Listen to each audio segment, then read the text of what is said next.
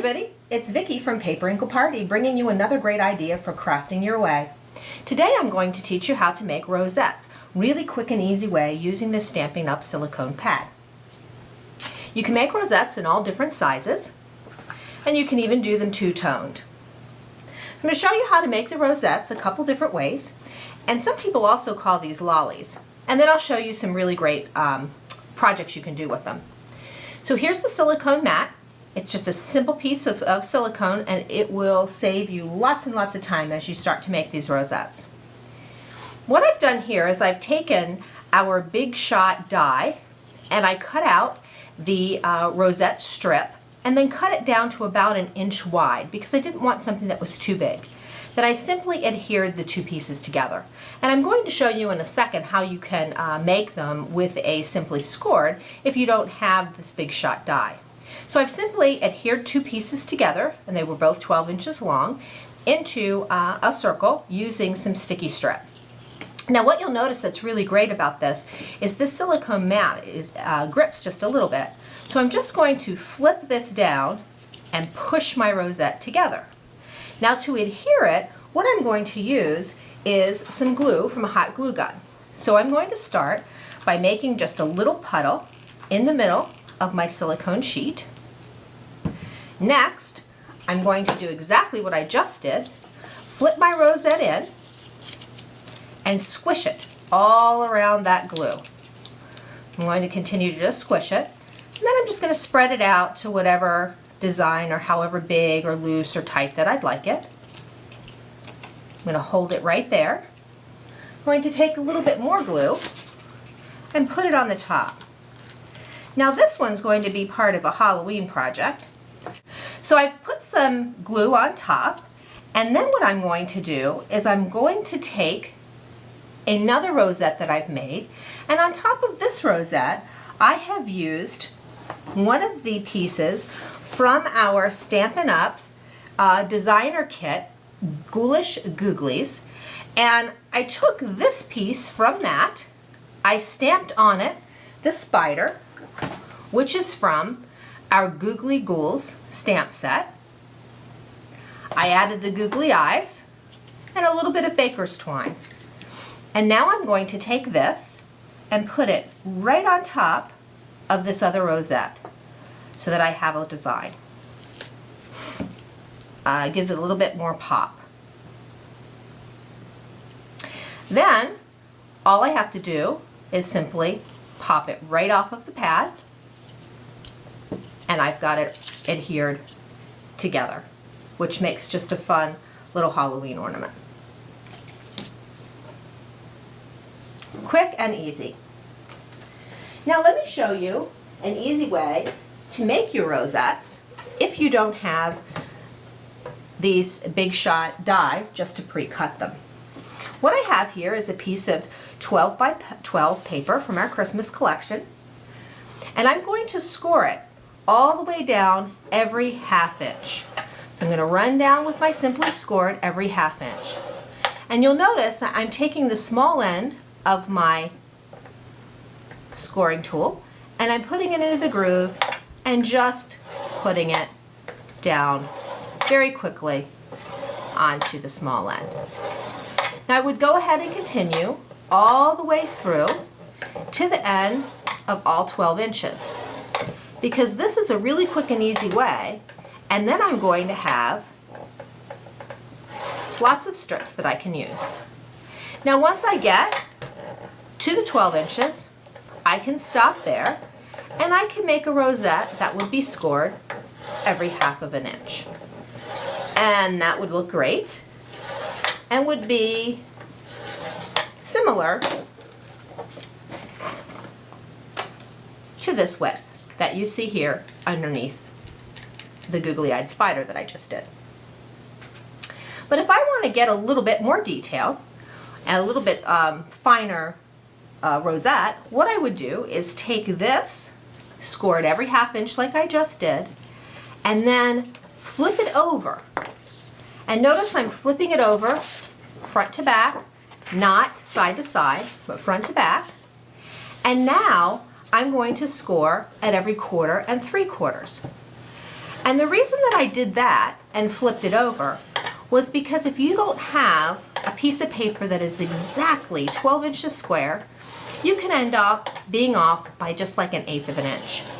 If you flip it and then score every quarter and every 3/4, you'll end up with 1/4 inches all the way around. I'm going to continue all the way through until I get to the very end. And at that point, scoring now every quarter and every 3/4. And at that point, I have a 12 by 12 piece of paper ready to be made into a rosette or a lolly. Now I've had it scored here. What I would do next is turn it this way, use my trimmer, and cut out strips for whatever size rosette I would like. Now I've already done this with another piece of our holiday paper, and I've already started to fold them. So I wanted 2 strips here, and these strips are each about 2 inches long.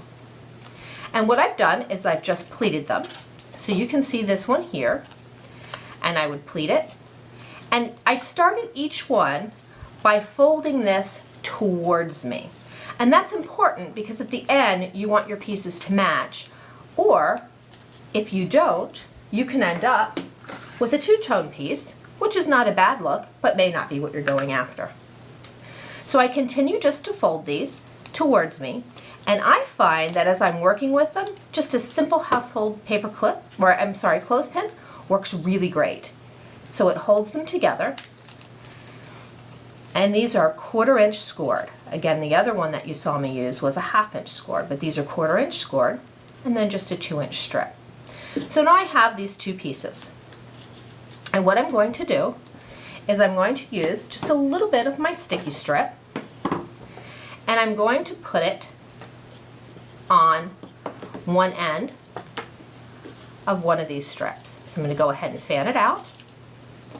I'm going to put just a tiny bit of sticky strip, and I'm going to put it right on the inside of this piece. So just an end piece right there on the inside.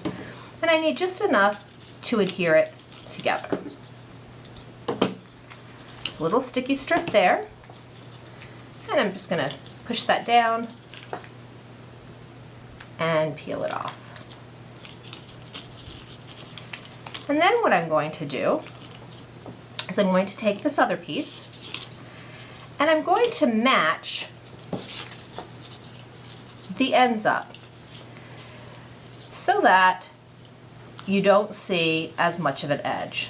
So I'm going to take this piece right here and match it right up there, bend it over, blend it in, and secure it.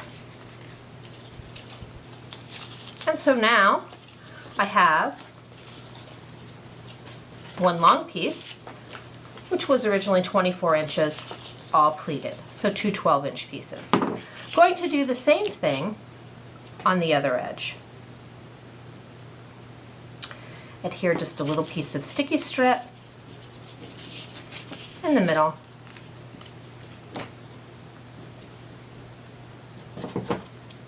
And snip that off.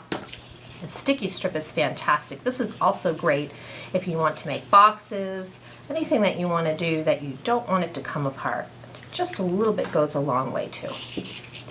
So next I'm going to take this, do the exact same thing, match this up so that it comes right across my edge. And then it's difficult to see where the seam is. And now I have a circle of a rosette to get ready to make. I'm going to pull back out my silicone mat, which you can use, by the way, for any type of hot gluing projects. I'm going to once again make a puddle with my hot glue right in the center. Going to place my rosette around, and for this one I want the brown snowflake side to show. So I'm going to flatten it down, and again makes it so easy because it grips really nicely on the silicone mat, and I'm just going to squish it right with that hot glue again. Squish it around and hold it. Fan it out the way I want to fan it. And that hot glue bubbled right up in the top. Now what I could do, just leave it alone right like that, and I would have this nice rosette that I could use for a card or a package or any decoration I might be doing. But I'm going to turn it into a gift tag for the holidays. And it's going to be quick and easy. I absolutely love these Snow Festival designer printed tags. They come in, they're in our new holiday mini, and they come in all different designs. So there's one with an owl, you've got several of each, you've got a reindeer, you've got some hearts, which would actually be even cute for Valentine's Day as well, and matches really nicely our Winter Mitten collection. And then you've got some birds, Merry Christmas, and some stocking designs. I'm going to use the reindeer for this one.